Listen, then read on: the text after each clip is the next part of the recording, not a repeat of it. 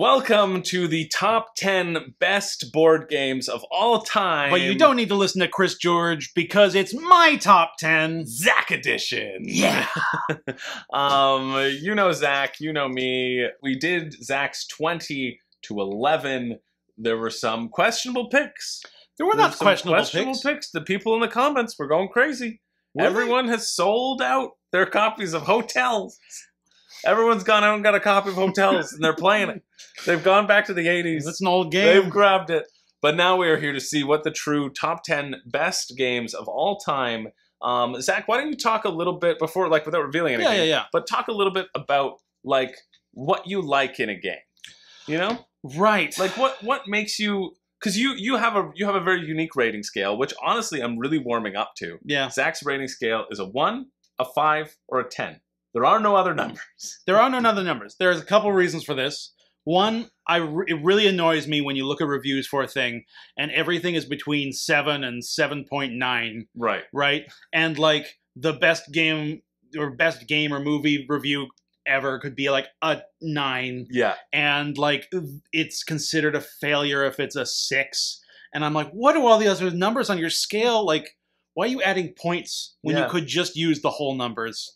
So that's partially why I like it. I saw a review that was like, it's a 9. This game is perfect, but I don't do 10s. Like literally that was the thing. I was like, what? Right. So now your scale is between 7 and 9.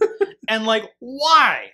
Why? So I do 1, 5, and 10. Yeah. And my reasoning with board games is a 10. I always want to play this game. If there are people over and I can play this game and I have this game, I'm going to try to convince people to play it. 5, I'm going to play this game.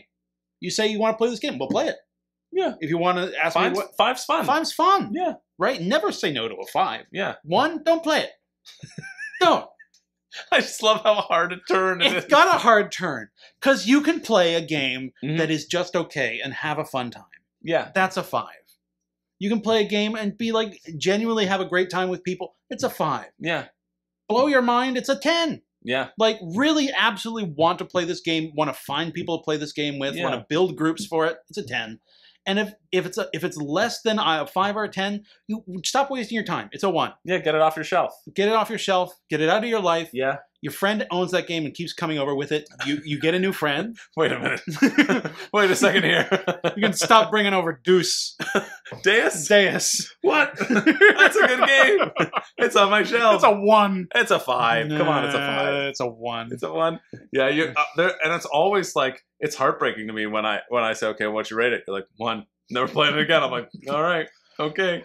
Sobek was a 1. I thought that was gonna be a 5 for you. Yeah, yeah. But we're not here to talk about Zach's 1s. I mean, we can. We can make a whole nother list, Chris. The 1s, the saddest games on our collections. No, but really, like, I actually think I'm growing more and more to that scale. You know what I mean? I mean, if you like to have a little bit more variance. You know, because I have like, for me, it's like 3, 4, 5, and 1. Right. You know. Now, or I think of it as like you could get really 10, 9, 8, 7. 1. Right. You know, like you could get more granular with my 5s, right? Because there's a top and a bottom to 5, and those feel quite distinct. Yeah. But I will go easy on myself, and I won't try to divide those. I'll just call them 5s. Yeah. 5 plus, 5 minus. Right. I mean, even on your channel, Chris, you have like a seal of distinction. Yep. And you have seal of approval, and then you dump all the things on your head. And then, best of the year. Best of the year. But that's what I mean. That's 1, 2, 3, and then there has to be something below that. Yeah. And it's also because I've recently changed the bar for seal of approval. Honestly, feel like there are a lot of games where I was like, yeah, it's a game. It's a seal of approval. You know what I mean? Right. And because games are usually fun. Right. Unless they're the Night Cage. But you haven't played the Night Cage. I played the Night Cage. You did play the Night Cage. Yeah. Yeah. I was there to experience the first awful playthrough, Chris. Right. All right. Yeah. That's a 1. Let's get out of this gutter. I got a top 10 list. Let's go to Let's do it in the top 10 list. My number 10. Okay. Now, wait, I gotta write down. You've got to write down. You have to write them down. Chris had some guesses about what was going to be in my top 5. Yeah. I said top 5. Already 1 is gone, but I'm writing down the other ones. So we can hold him to it. Yeah. Now I forget to forget 2 of them. I forget 2 of them. I'm really curious what you think these are. Oh, geez, I forget 2 of them, but I had it. I'll be honest. When they come to me, I'll say, "Oh, I think that was one that I thought of." But do you trust Chris, audience? I hope you do. See, and now I don't think these are the top 5, but I know that are from 10 to 5. I've got 2 of them. Okay, I've got 2 of those as well. So I'm writing those on a separate thing down below. So there we go. I got 4 guesses, but they're just in different spots. Right? Gotcha. Yeah. All right. My number 10. Yeah. Star Wars Rebellion. Oh, I forgot. This should have been on there. Yeah. Because literally... You were at my house and were like, what's that on the shelf? And then you said, well, I've been preparing for my top 20, and I figured I needed to buy a copy because I like it so much. Yeah, should have remembered that conversation. I thought that's what's one of your 2s. Nope. Star Wars Rebellion is on here. I've played it. This is a caveat. I've only played it online. Oh, okay. I think that counts. That counts. Yeah, I've played it a lot on, what's that program? Tabletop Simulator? Tabletop Simulator. Me and a bunch of my internet friends, we played on there. People I played D&D with online. I told you to stop talking to them. So I've played it a bunch there. So I haven't played it in person, so I don't know if... I've never played it. I really want to play it. Let's play it. We'll play it. Yeah. I've never had to deal with the actually setting up the game. So maybe the manual fiddliness of it might detract me when I actually get to play my physical copy. I like that game. It's dudes on a map.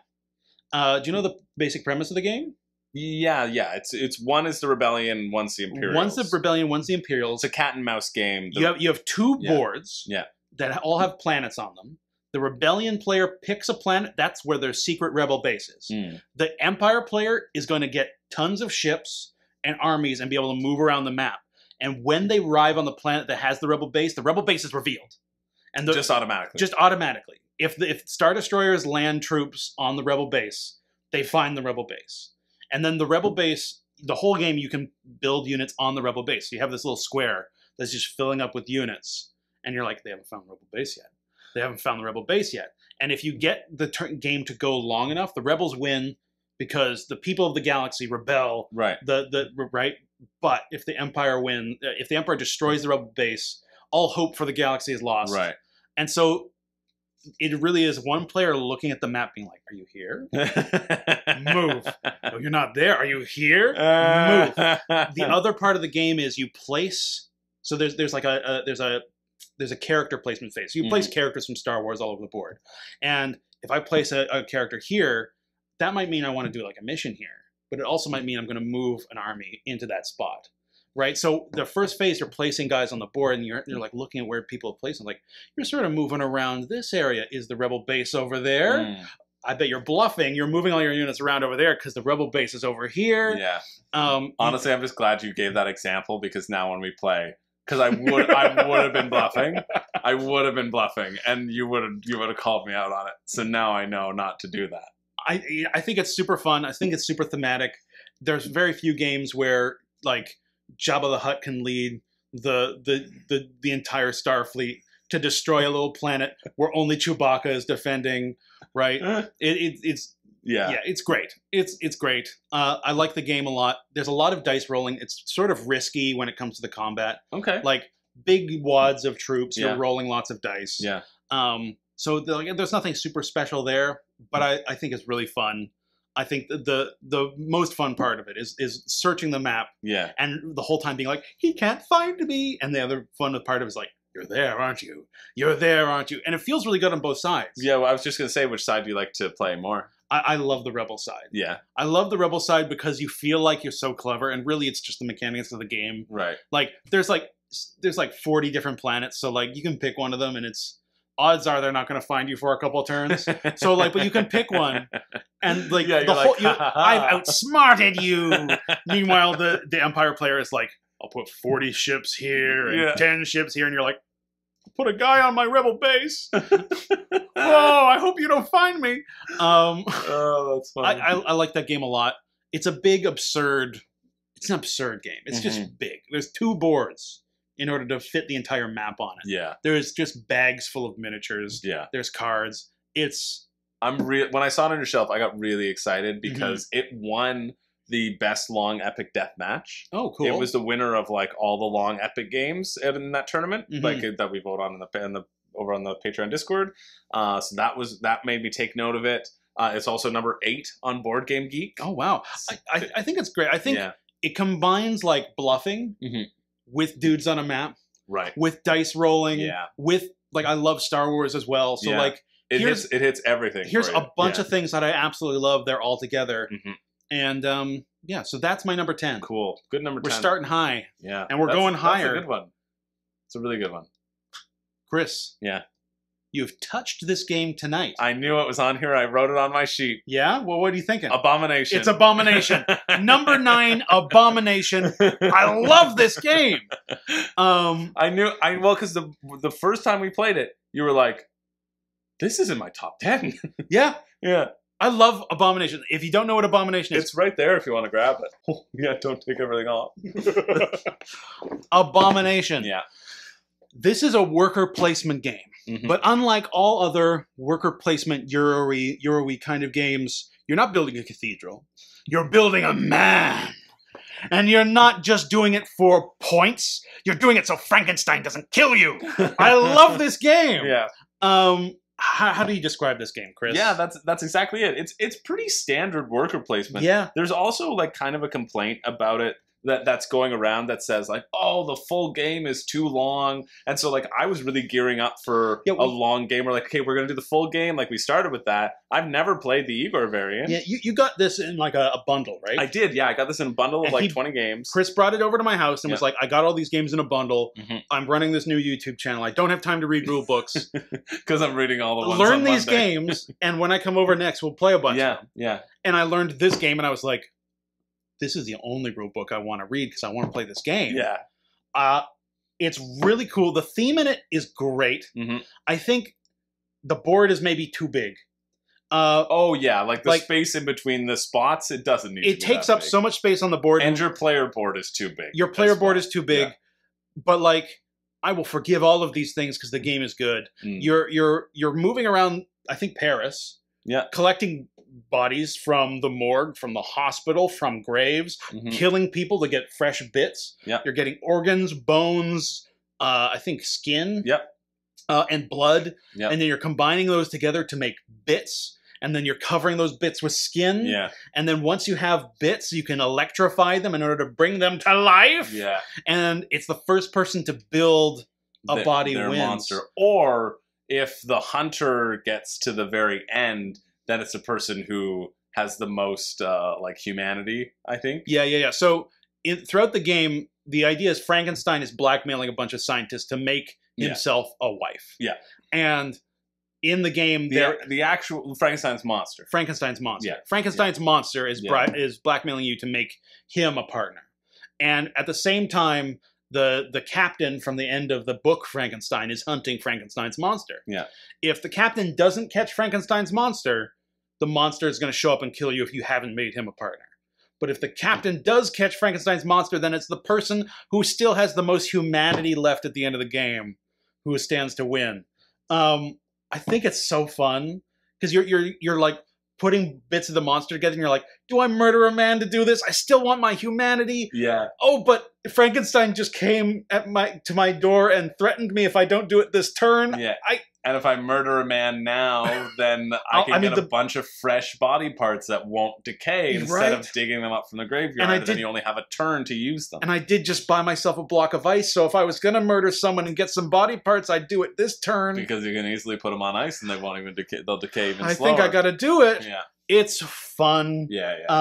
It does all the things I like in more boring games, but it does it with such a sense of theme. Yeah. And I like it. Yeah. Abomination is great. Yeah. Deserves to be a 9. Top sort of Halloween game. That was in my range. I didn't think it was top 5, but I thought it was 10 to 6.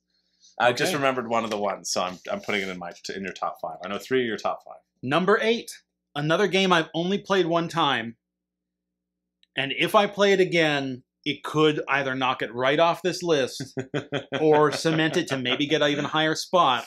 I don't know what this is. Altered Fate. Oh, Fractured Sky? No, Altered Fate. What's it called? Veiled Fate? Veiled Fate. Oh, Veiled Fate. The gods. That once? Only once. And only... So Veiled Fate is a game where the gods are backing different heroes, and everyone secretly is backing a hero in the game. and you're all trying to quietly move them up a track of their fame and glory while hiding which hero you're actually trying to back. I've only played this game with you as a 2-player game. 2-player. And we played it right after we played Burn Cycle. Right. And we played Burn Cycle, and I was like, oh. That was a lot. Burn Cycle is a lot. I think it's a 10. Yeah, I know you like it. You like it more than me. Right. I really like Burn Cycle, and I was a little disappointed that I liked it so much. Because it was so heavy. Yeah. There was so much deluxification there, and I was like, I started playing that game being like, oh, this game, it's too much. And then by the end of the game, I was like, I regretfully have to say I love this game. And so I was in this weird spot, and then you pulled out Veiled Fate, and we played Veiled Fate. Yeah. And 3 seconds of that game, I was like, now this is a 10! It made such a good impression. That was such a fun game between you and me. Yeah. Oh, it was awesome. Yeah. I seriously thought about putting it higher on my list, but I have to see Veiled Fate played at higher player counts. I have to see it played not just me and you. Legitimately, like if... Alex and I did a video on Board Game Co's channel about like the player count's a lie, and then we're like, oh, it's the player count where it's only good at 1 player count. Right. Veiled Fate is not one of those things. Veiled Fate would be like my number 1 or close to it for actually working at all 2 to 8 player counts. Really? Like I think it's because I played it 2, 4, 5, 6, I think. And because once you get from 6 to 8, you're on teams, right? Right.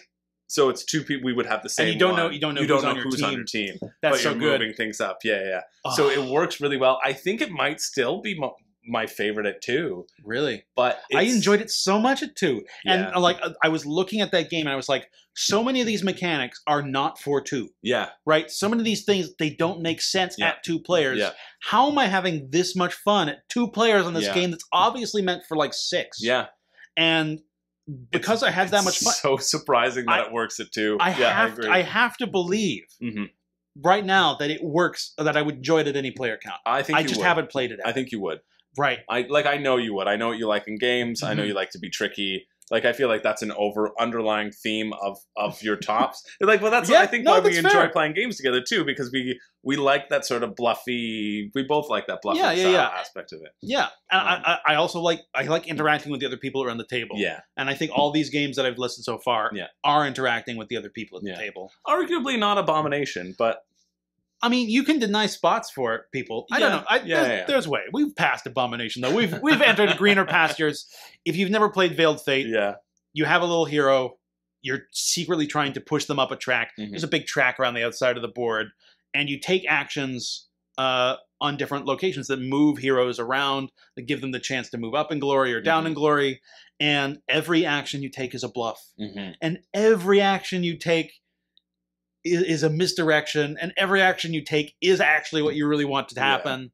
I love how all of these things work together. Yeah. Mwah! Veiled Fate belongs in its spot. It works, and that's why it works at 2, because you get so many more bluffing opportunities. I found at 5. 5 might be my lead, because there's 9 characters total. But with 5 of them are in play. So if you try to do a bluff, the chances are that you're pushing somebody else up are pretty high. Yeah, so there's fewer safe bluffs, feints, right? Yeah. So you might accidentally give somebody some points in that, but it's still good. You can still read people around the table. Who smirks when you do that? It's still good. I like that. The next game, Chris. That wasn't even on my radar. I'm glad you liked it so much. I mean, you've brought it over a couple times, and I'm like, oh, and then we haven't played it. It was in the bag last. It was in the bag last time. Yeah. I was a little sad it didn't come out. This next game is the game I don't know the name of, Chris. You're going to have to help me. Number 7. Number 7. It's got towers. Okay. There's a little bastard. Oh, Lorenzo Il Magnifico. Lorenzo! Yeah, you can be forgiven for... Okay. I was typing in Merdici, Tower Italy, board game bastard, but... Well, because the bastard's made up. The bastard has nothing to do with the game. If just so you know, when you play Lorenzo Il Magnifico, there are towers with cards in them, and you can go to those towers to take actions, to buy cards, and you're just trying to get the most points, build an engine, and all of your family members, because you're sending family members or your workers, you can send them around to do these actions to buy these cards. You have one worker who does not have any value, who cannot go anywhere without you spending a resource. Yeah. And the way Chris taught me this game was that the little blank token was your family's bastard, who is disowned and therefore is worthless and can only do stuff when he's being helped by the hired help. Yeah. Which is why you need to spend a worker tokens to send him anywhere. It works. I remember this game for that reason forever. And also because you can't put two like of your own color in the same tower because of the infighting. They're going to get jealous of each other. Right. But they're not threatened to the bastard. The bastard can go in those towers. It's such a clever way to teach the mechanics of that game, but also introduce more theme.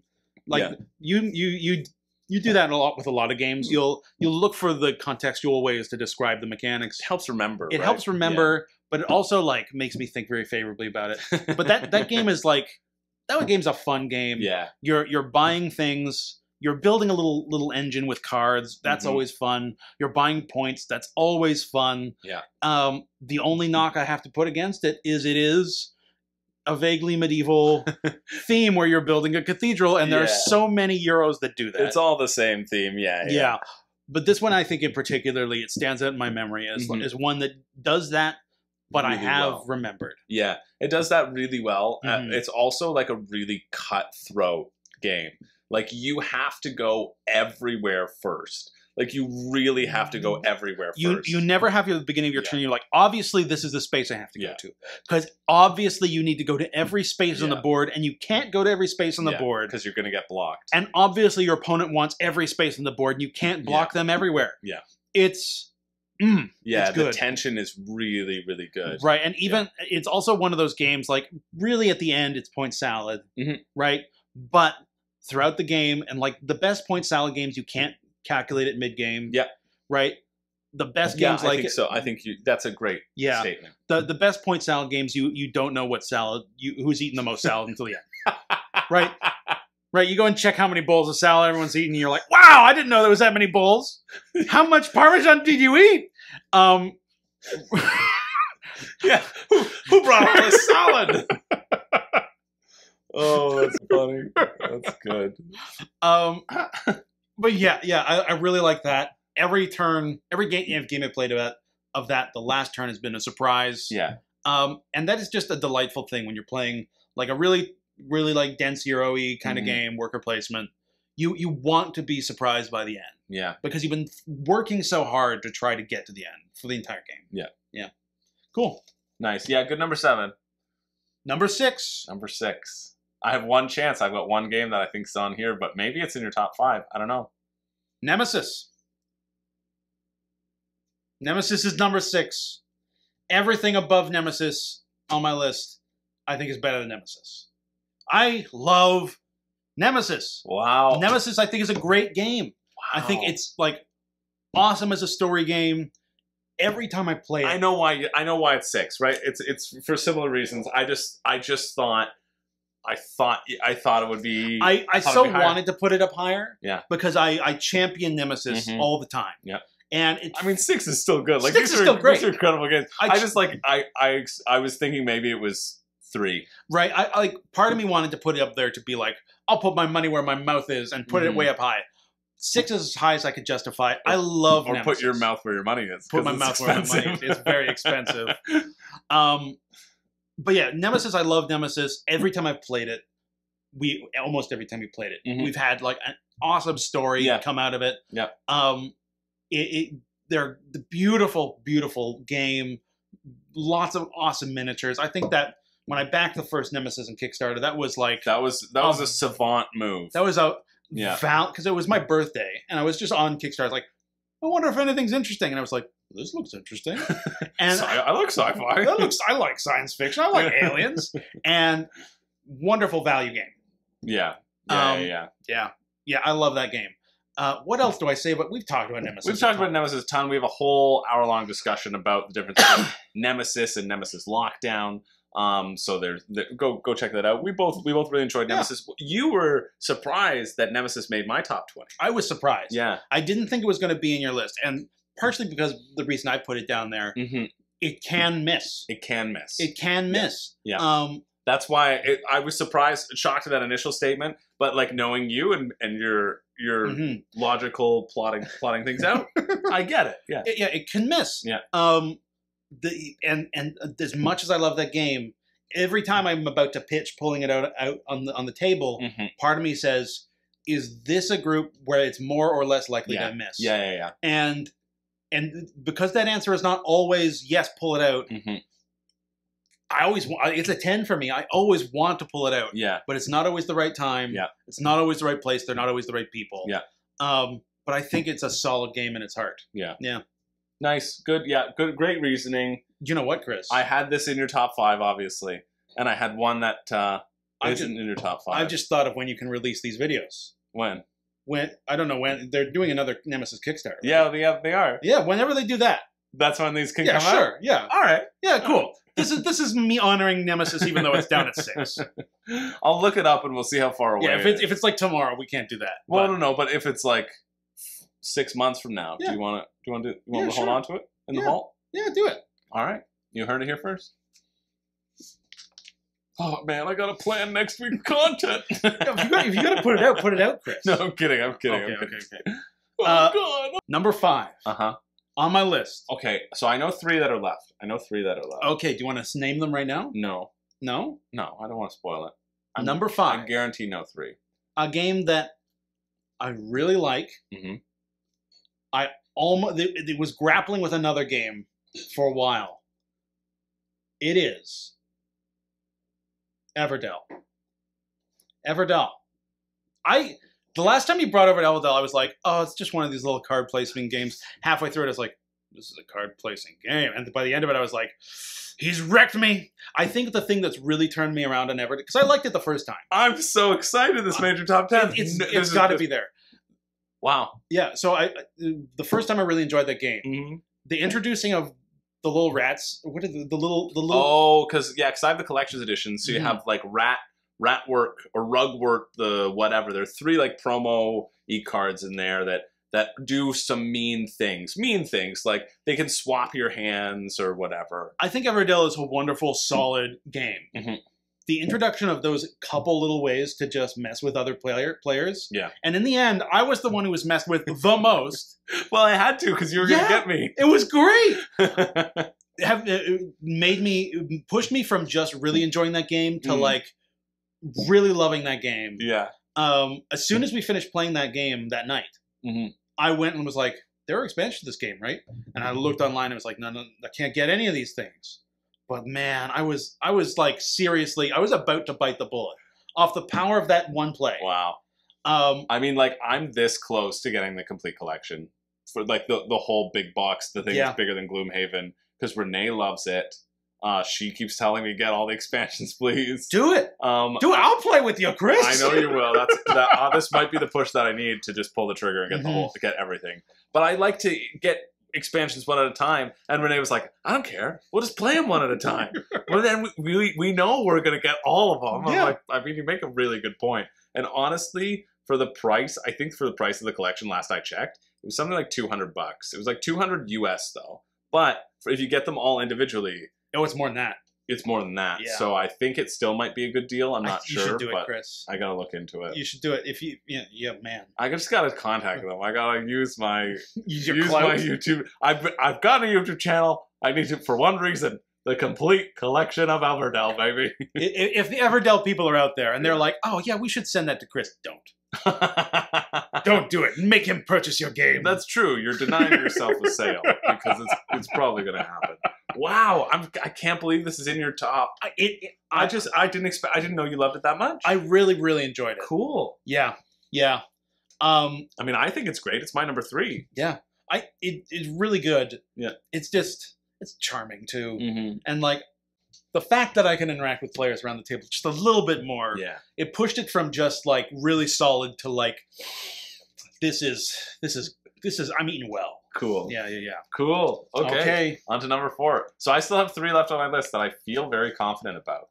I wasn't expecting one of them to be so high. I'm seeing if they're the top 3. Maybe I've forgotten one. Number 4. From an intellectual property that I have loved since grade school. Okay. Dune Imperium. Oh! Dune Imperium belongs here, Chris. Wow! Yeah, that's a good one. So Dune Imperium is sort of worker placement-y, sort of dudes on a mappy. I love Dune as like the universe of Dune. Yeah. A lot of that game is so thematic. Yeah. It's so tight. Watching all of that one's right there too. Beside Everdell. Oh wow! I should have told you to grab them when they're on this shelf. Veiled Fate and your audience has seen Everdell. Yeah, that's true. This game is great. We played this game for the first time because you were commentating on the World Series of Board Gaming, and you were like, I need to play this game so I understand what I'm commentating on. Yeah, so we get a refresh. We played this game and I was like, oh, it's good. And then we commentated on that game and I was like, these people are better at it. And yes, no, it's confirmed for me. It's good. Then we played with Colin and I was like, oh, it's just as good as I thought it was. And Colin was like, this is amazing. Yeah. And it is. Again, worker placement, fighting for points. Yep. We're not building cathedrals here, boys. The spice must flow. Hey, the Red Cathedral is a friggin' great game, Zach. Have we played Red Cathedral together? Yes, we have. It should be on the list. I really enjoy this game.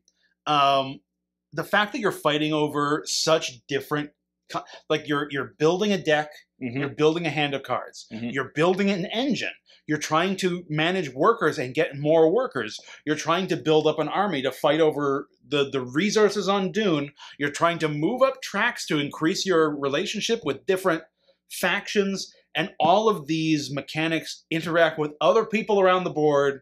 Right, you can screw other people over. There's a store you can buy from. You can steal worker placement locations on the map. You can foil someone's scheme by moving more troops into his spot.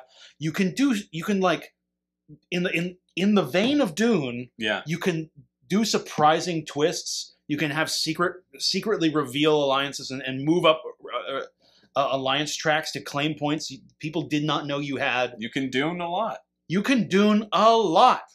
It's a special game.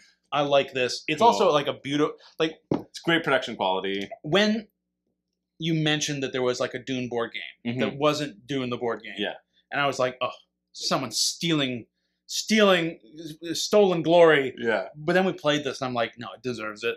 It deserves all the hype it gets.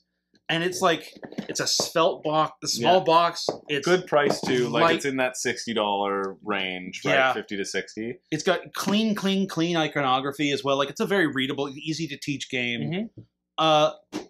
Dune belongs up at number 4. Nice. Yeah. Cool. Well, I have 3 left that I thought would be on your list, and so these might be the 3.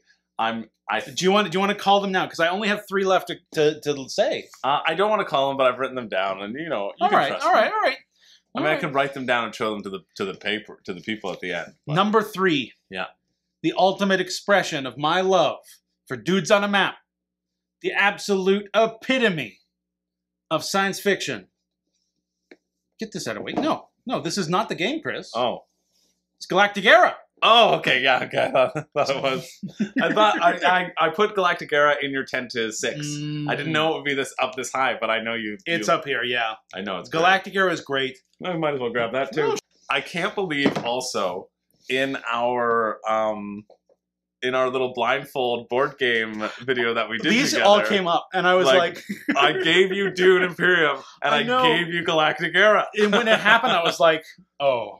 That's so funny. I picked it for the pieces. Well, also, I think that also is kind of a testament, because like, I picked them because I knew you knew them, right? Right. Like, I picked them because I knew it wouldn't be unfair to put them in front of you. It wouldn't be unfair to put them in front of you. I didn't know how much you did enjoy them, but I knew that you enjoyed them to an extent that they would be memorable, right? And so that's kind of why I'm glad I picked them, because this is If you can't tell out there in digital space, we did the blind board game box game, which you should just before out. this, and it was a lot of fun. It was very fun.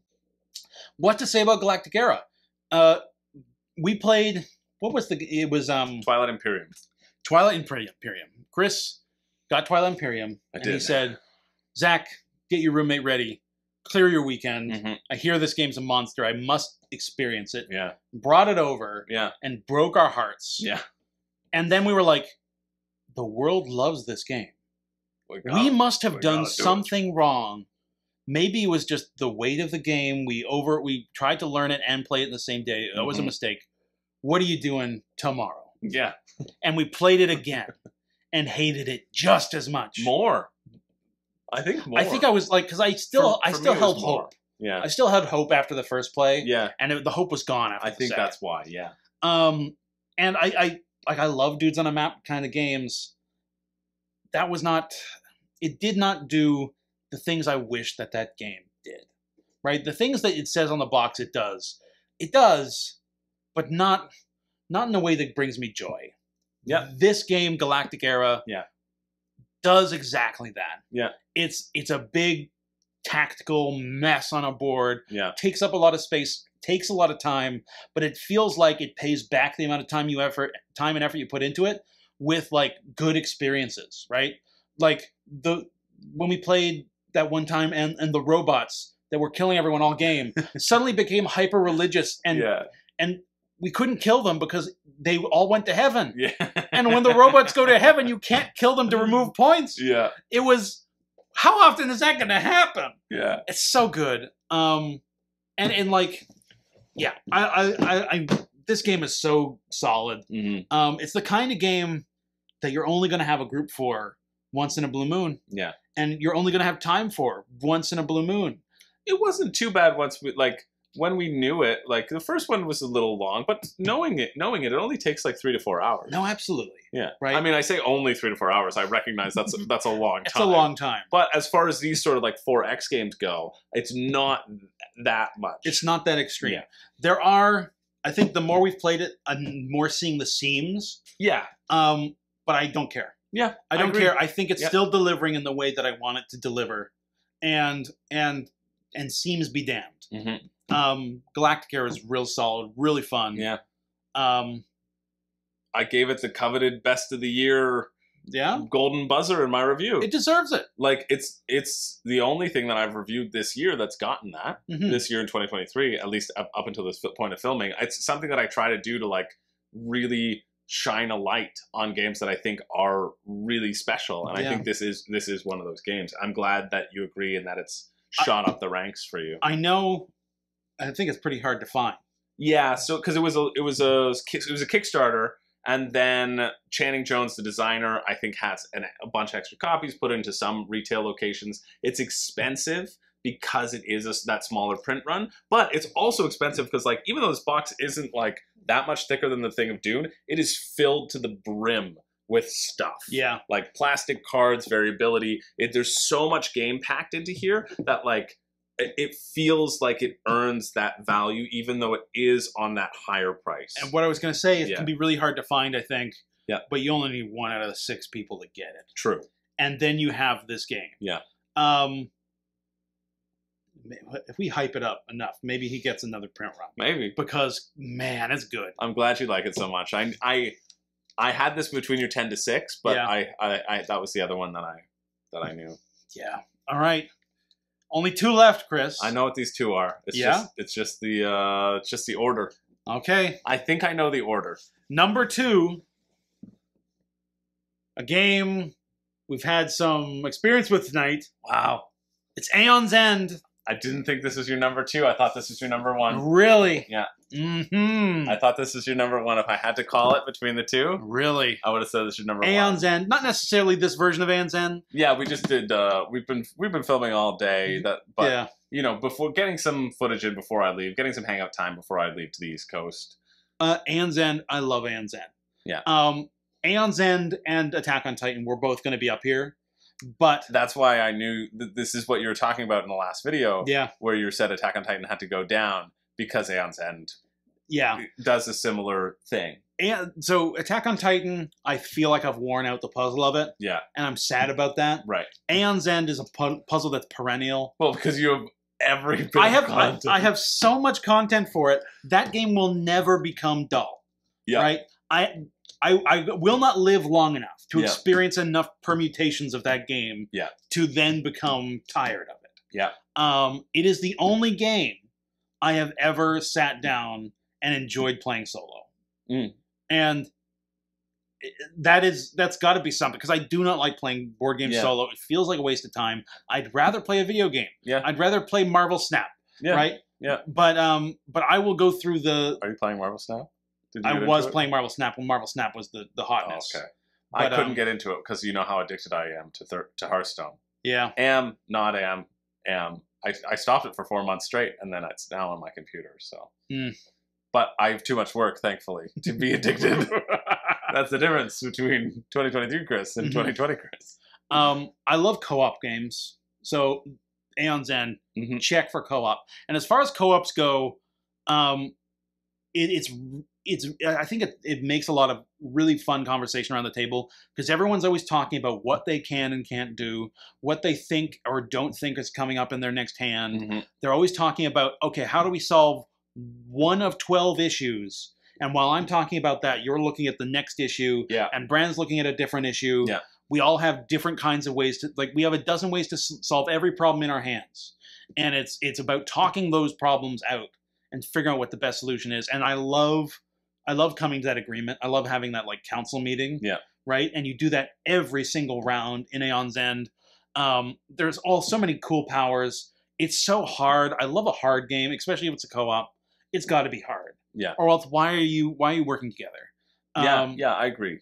We share a similar enjoyment of challenging co-ops, and I feel like when you and I play, I really love playing co-ops with you in particular, because like if you make a mistake, we don't let us take it back. You have to play it straight, or else you're only playing against yourself, really. Yeah. So you have to be honest. Yeah, it's like, oh, well, you just went ahead and did that action, so we can't keep talking about it. But that, like, But trust me, guys. To me, that's like part of the fun. It is. Yeah. It's definitely part of the fun. Yeah. It is a game that enables the horrible collector gremlin inside of my body that wants to collect all of the of a thing. Yeah. It keeps giving me the opportunity to buy more of it. I'm well acquainted with my own horrible collector gremlin. Yeah, that's a good term. Right. And you know what? I've learned to love that collector gremlin because he keeps bringing me more Aeon's End. Right? I will keep feeding him. Yeah. Right? But I honestly do like collecting stuff, and it's a thing I don't feel guilty about getting the next copy of. It's there's so much variability. It's so fun. I like the art. I like all the mechanics. It's just a good game. Yeah. Yeah. So that's your number 2. That's my number 2. And on to your number 1. My number 1. And I have a prediction, Zach. Yeah. I need you to get this for a second. Okay. Do you know why I'm getting this? I think I know why. Do you think I'm right?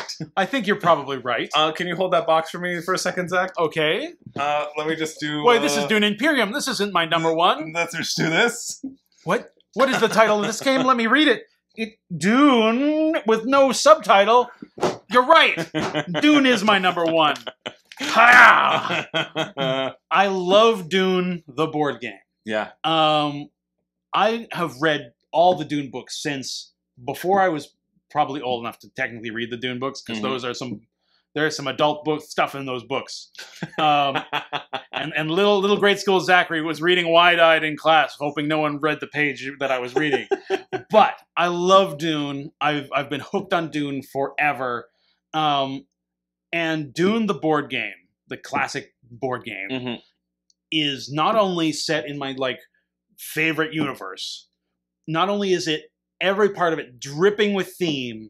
Not only is it a dudes on a board game where you're fighting over territory, it's area control with armies. Not only does it involve bluffing and lying and scheming and alliances, not only does it involve negotiation and co-op, not only is it a beautiful game, but I don't know where I was going with this, but it's good.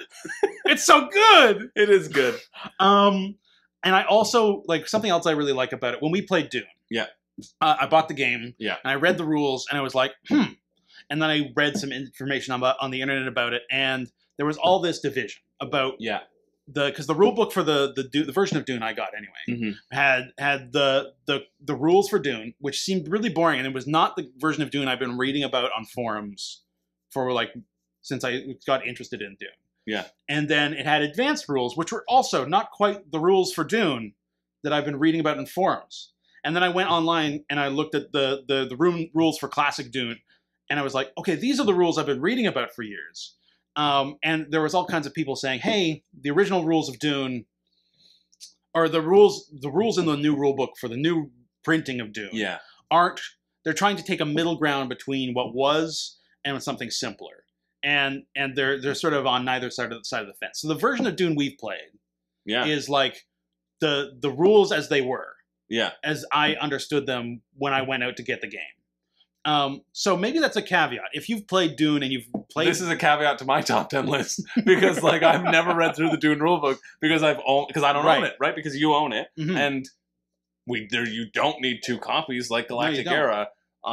You're only going to play this with certain people, right? Like who are committed to it, and you are that person for me. Like we have a group that's the only group that we'll play it with, right? Not like there was no huge rule changes or anything but there were like little subtleties, like subtleties that got I think washed over in the other game. So that's a caveat, right? If you've played the new version of Dune, and you were like, I didn't quite gel with it. Maybe that's why, because I played the version that the internet told me was the right way to play it. Yeah. The internet knows. Well, maybe. Sometimes. Hey, internet. Do you know? Sound off below, but only if you are the internet. No humans, please. Right. But I love Dune. I think when we played that, we played it 2 or 3 times at my place with 3 to 5 players. Yeah, I don't think we ever played with less than... I think we played... 4 and 5? 4 and 5. Yeah. I don't think we played 4 even. I feel like we did 5 and 6, honestly, but... Maybe, because we played with all the factions at one time. Yeah. Anyway. 5 is the most, is the average that we've played with. Mm-hmm. It's the median. Right. Love that game both those times. Yeah. Such a memorable night. In much the same way I like Galactic Era. Yeah. It delivered on that big, complex, tactical... area control puzzle that I wanted from Twilight Imperium. Where Twilight Imperium has mechanics that try to like simulate government and politics. Yeah. Dune's got government and politics. Yeah. Right? There are the person, every time you spend money, it goes to the Emperor. So the Emperor becomes rich the more people around the board spend money. The Atreides character knows what's going up for auction while everybody else has to bid blindly. The Harkonnen player starts the game with the most traitor cards in the game and a great board position, but nothing else. So they need to leverage that to do a crazy attack early in the game to climb into the lead, or else they're not going to win. The Bene Gesserit get to make a bet about who's going to win on what turn and try to manipulate that to happen. Every time you summon units onto the board, the Bene Gesserit gets to slide an advisor unit in with them, and they can turn traitor and become an army whenever they want. The Fremen control all the spice, which eventually turns into money, which ends up becoming money in the Emperor's bank account. Yeah. The Spacing Guild controls all movement on the entire board. It's that all of these mechanics are hooked into player powers, are hooked into what every move you make. If I'm going to attack you, I know that that's going to turn into money that you're spending, that's going to end up in the Emperor's bank account. So if I attack you, do I want to empower him? Yeah. Right? If I want to move over there, I have to pay the Spacing Guild who I'm in competition with. Do I want to risk that? There's so many little things interconnecting. When we played Dune, there was tons of people walking into the other room and having hushed conversations, that was so making good. Deals, paying each other, making contracts. No other game lets me walk my entire army into the desert and sacrifice them to the great worm Moadib. Yeah, because you knew that was coming. And be immediately eaten by a giant sandworm, thinking that you're planning a trap for someone. It was so good. Anyway, I love Dune. It's great. It's so great. Also in my top 10. I think the other thing I got to add as a caveat when we played it, I made a ton of player aids for that game. Yeah. Your player aids are awesome. I printed out rules. Do you still have those? Yeah, they're stuffed in my box. No. Do you still have like the file? Do you know? Oh, I don't know. They might be a Google Doc. Yeah. If you do, like, we could link it, or we should just put it up on BGG, because your player aids were really good. I scrounged them from the internet. Yeah. Because Dune as a game has been out for 30 years or something like that, and not only does it have a bunch of house rules and clarifications, like it's been in tournaments and stuff. Like they've run tournaments and had to make like rules facts to be like, this is how how to solve this corner case, right? So I like went and absorbed all that and tried to distill it into player aids so that we would have as little trouble playing the game as possible. Yeah, because I wanted it to be successful play. And it was like that shows what good prep and good work can do if you really care and love a game. Like, put that work into it to make it seamless for the other players, because like that personally was my first Dune experience was so good because you taught it, because you had such a handle on the rules. Right? Like, and it very well could not be. Yeah. Because of like the clunkiness or the like, oh, closet case, but like Zach was prepared, but that preparation like set the stage for me enjoying it. Like, it's my number 4. Yeah. We got a lot of crossovers. We got a lot of crossover. Yeah. One thing I will say that I think is another little gold star we'll put on Dune before we finish our conversation about it, because I love Dune. I think it's the cheapest game in my top 10. Yeah. I think I got it for $40. I think it is. And it's the cheapest game in my top 10. Yeah. It's cheaper than Galactic Era. Heck yeah. Cheaper than Aeon's End. Absolutely. Cheaper than Bastard Tower, which is what's on here, this list. Lorenzo, I'm not going to call it Lorenzo anymore. I'm calling it, Bastard Tower. Anyway.